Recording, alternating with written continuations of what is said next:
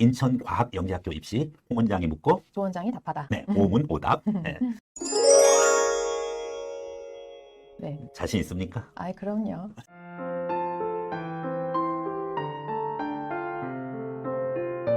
인과영 입시 네 번째 네. 어떤 내용인가요? 인천과학예술영재학교 오문 오답제 3문. 아, 영과고 진학은 의대 진학과 점점 멀어지는 건가? 영영 멀어지는 건가? 완전 빠이빠이.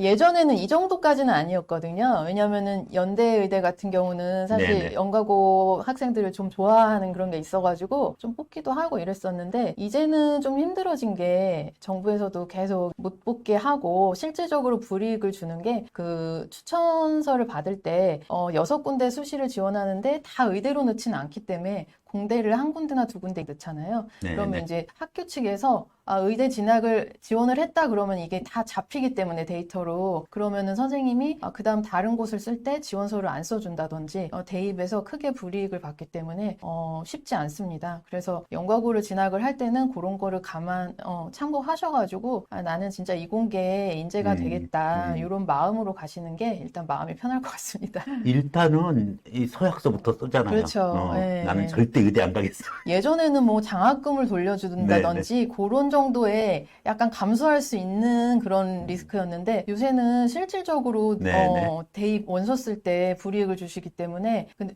학교 내부에서 뭐 상 받고 이런 기록도 없어진다든지 네. 그래서 피해가 크죠. 그래서 쉽지 않습니다. 결국은 네. 영과고 진학, 영재학교 진학은 의대랑 그러면 빠이빠이인가요? 빠이빠이 당분간은 빠이빠이라고 보셔야 될 것 같습니다. 그 포항공대랑 네. 카이스트에서 네. 의과대학을 신설한다는 뉴스가 계속 나오잖아요. 네네.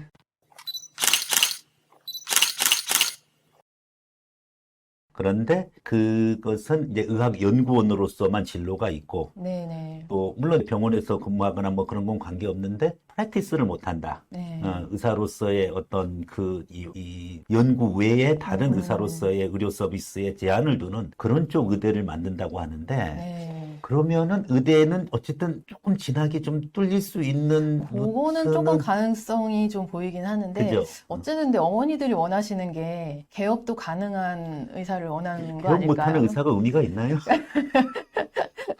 그래서 그럴 바에야 그냥 생명공학 그 전공하는 게 그렇죠. 낫죠. 예, 그래서 이제 큰 범주에 이공계 그 연구 인력으로 생각하시면 될 것 같습니다. 네. 그래서 조금 구별은 하셔야 됩니다. 네. 지금 포공이랑 그 다음에 카이스트에서 의대 신설 부분 거는 한계가 있는 우리가 생각하는 일반 의대랑은 좀 구별된다. 네. 이렇게 보시면 될 것 같고요.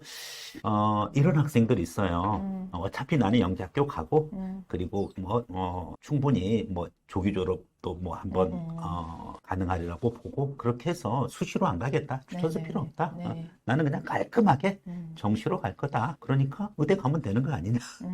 그렇게까지 가려고 하는 것도 말릴 수는 없는데 이게 사실 저희 아이도 이제 준비해보고 하니까 네, 이 네. KMO도 그렇고 이 연가고를 준비하는 이 몇 년, 최소 3년 이상의 뭐 5학년부터 이제 본격 준비를 한다고 치면은 5년의 그 과정이 어마어마하죠. 네, 네, 그리고 네. 다른 과목도 사실 약간 희생을 하고서는 수학에 너무 초점을 맞추기 때문에 이렇게 했을 때 나중에 또 의대로 이렇게 턴을 하는 게 좀 참 효율적이지 않고 시간과 에너지에 좀 낭비가 아닌가 그런 생각이 맞습니다. 듭니다. 네, 네. 그 노력으로 차라리 뭐 일반고나 자사고 진학해서 가서, 네. 하면은 충분히 훨씬 갈 수시도 수 할 수도 있는데 있고 정시도 할 네, 수 있는 그렇죠. 거니까. 네, 네. 사실은 이제 또 그 일반 의대는 수학과학만 보는 게 아니잖아요. 네. 종합적인 성적을 보는 그렇죠. 부분이니까. 네, 알겠습니다. 영과고 진학, 의대, 부모님들 이 두 가지 갈림길에서 잘 판단을 하셔야 네. 되겠습니다. 인천과학영재학교 입시 홍원장이 묻고 조원장이 답하다. 네, 오문 오답. 네.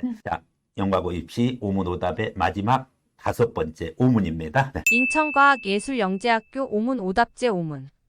영재고 진학을 위해서 수학 선행은 어디까지 해야 되나? 어디까지 해야 되는 거예요, 그리고 정말? KMO는 과연 필수인가? 이거에 아, 대해서 KMO 필수. 네네네. 질문이 많으신데 KMO는 필수라고 할 수는 없지만 실제로 그 창의력 그 역량 검사할 때 네. 그 문항 자체가 그 서술형이나 이런 걸 대비하려면은 KMO 준비했던 친구들이랑 안 했던 친구들이랑 조금 차이가 날 수밖에 없습니다. 그래서 그 문제 유형이 아주 같다고는 할 수 없지만 그 준비 기간이 거의 이제 방향성이 같기 때문에 네. 일단은 준비를 해보는 걸 추천을 드리고 만일에 우리 아이가 중1 1학년 1학기 이후에 한 2학년 2학기부터 영재고를 준비하고 싶다 이러면은 그때 KMO를 하기는 사실 조금 시간이 좀 빠듯하죠. 그렇죠. 예, 네, 그때는 네. 이제 본격 그냥 면접 준비랑 그 네. 지필고사 준비를 하시는 게 더 효율적이고요. 초등학교 때라면은 KMO는 한 번씩은 해보는 걸 추천을 드립니다. 네네. 자, 수학 선행 부분 거. 네, 수학 선행은 또